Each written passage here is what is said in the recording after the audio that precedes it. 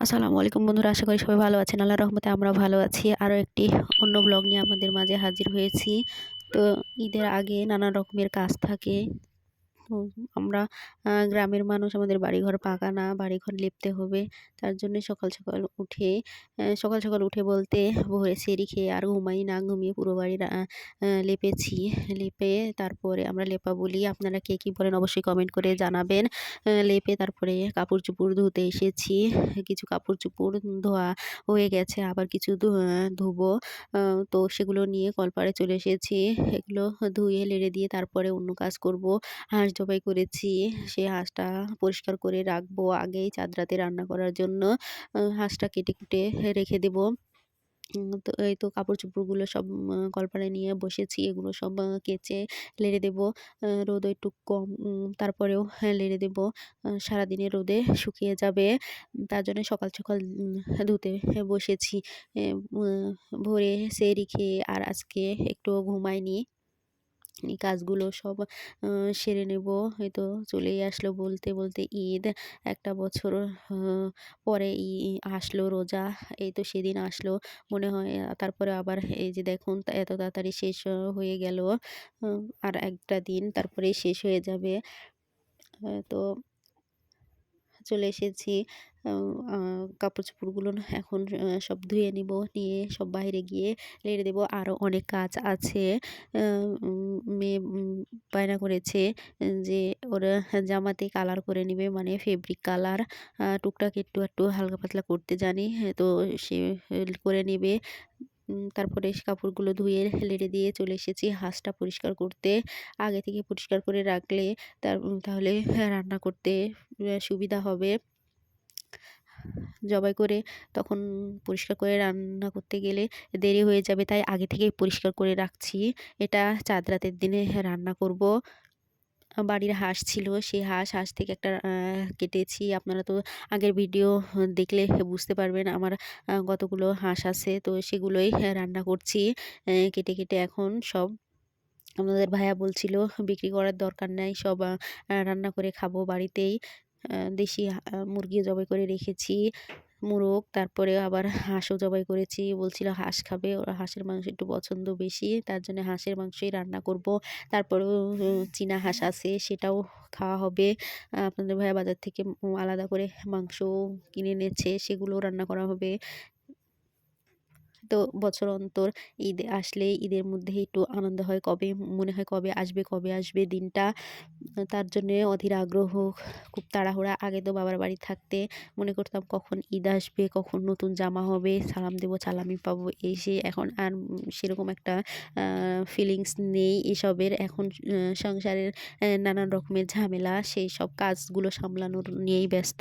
আর এখন মেয়ে আছে, মেয়েকে কি করে সাজাবো, ওকে মেহেদি দিয়ে দিতে হবে, পোশাক-আশাক পরিয়ে দিতে হবে, সেগুলোই। তো তারপরে আবার কেনাকাটাও এখনও কমপ্লিট হয়নি। কিছু কিছু হয়েছে, আবার কিছু কিছু কিনতে হবে। তো বাজারেও যাব একটু। এবার মনে হয় বাজারে ভিড় একটু বেশি। আমরা যেহেতু মধ্যবিত্ত মানুষ, ওইভাবে তো সব কিনতে পারি না। তারপরেও যখন যেটা সাধ্য কুলায়, অভাবের মধ্যেও যখন টাকা পয়সা জোগাড় করতে পারি, সেই অনুযায়ী আমরা কেনাকাটা করি। ওইভাবে হাই কিছু কেনাকাটা করতে পারি না। চলার মতো কিছু কিনি, সেটাই যেরকম সাধ্যমতো টাকা ব্যবস্থা করতে পারি সেই রকমই কেনাকাটা করি। তো এবার ভাবছি সেরকম কিছু কেনাকাটা করব না, আর করিওনি। বিশেষ কিছু আপনাদের ভাইয়াও কিছু নেয়নি, আমিও সেভাবে কিছু নিইনি। একটা মাত্র ড্রেস নিয়েছি। তো সেটাই বানাতে হবে, আমি নিজেই বানাবো। বানিয়ে তারপরে পরবো। আর মেয়েকে দিয়েছি একটা, বানিয়ে দিয়েছি ২ টা। তো এই ৩ টাই মেয়ের হবে। আমি ভাবছি ঈদের পরে একটা জিনিস কিনবো। তো কি জিনিস কিনি পরে অন্য কোনো ব্লগে দেখাবো আপনাদের। তো তাড়াহুড়া করে সবকিছু কেটে-কুটে এখন চলে এসেছি রান্না করতে। গোসল করে চলে এসেছি এখন রান্না করতে। যেহেতু ইফতারির টাইম হতেই চললো, তার জন্য একটু রান্না করতে চলে এসেছি। আজকে রান্না করছি বছরের ১ম আম নিয়ে এসেছে আপনাদের ভাইয়া অনেকগুলো। সে অনেক বড় বড় আম দিয়ে সজনে ডাঁটা, পুঁই শাক, টমেটো, আলু, মাছ দিয়ে একটু লাবড়া করে চচ্চড়ি করব, আর একটু মাংস রান্না করব, খাসির মাংস। তো সেটাই রান্না করব। এই যে এটা হাতে মেখে রান্না করলে খুব ভালো লাগে। এভাবে আপনারা রান্না করে খেয়ে দেখবেন, অনেক ভালো লাগবে। তো বন্ধুরা, খুব তাড়াহুড়া হয়ে গেছে সবকিছু সারতে। অনেক পরিশ্রম করতে হয়েছে আজকে সারাদিন। পুরোটা বাড়ি লেপেছি ভোর থেকে উঠে। তারপরে আবার কাপড়-চোপড় ধুয়েছি, সেগুলো তুলে এনে গুছানো সবকিছু করে আবার রান্না করতে চলে এসেছি। প্রায় ইফতারের টাইম হয়েই গেছে। কি জানি রান্না করে শেষ করতে পারবো কিনা বুঝতে পারছি না। তো তরকারিটা খুব তাড়াহুড়া করে জালে রান্না করছি। তারপরে এটা নামিয়ে তারপরে আবার মাংস রান্না করব। এই ইফতারির তারপরে ব্যবস্থা করতে হবে। তো ইফতারি সবকিছু করে খেয়ে-দেয়ে তারপরে আবার বসে পড়েছি। এই তো মেয়ের জামাতে অ্যা আ কালার করতে, ফেব্রিক কালার দিয়ে আমি হ্যান্ড পেইন্টের কাজ নিজেই টুকটাক যতটুক পারি করি নিজের মতন ডিজাইন করে।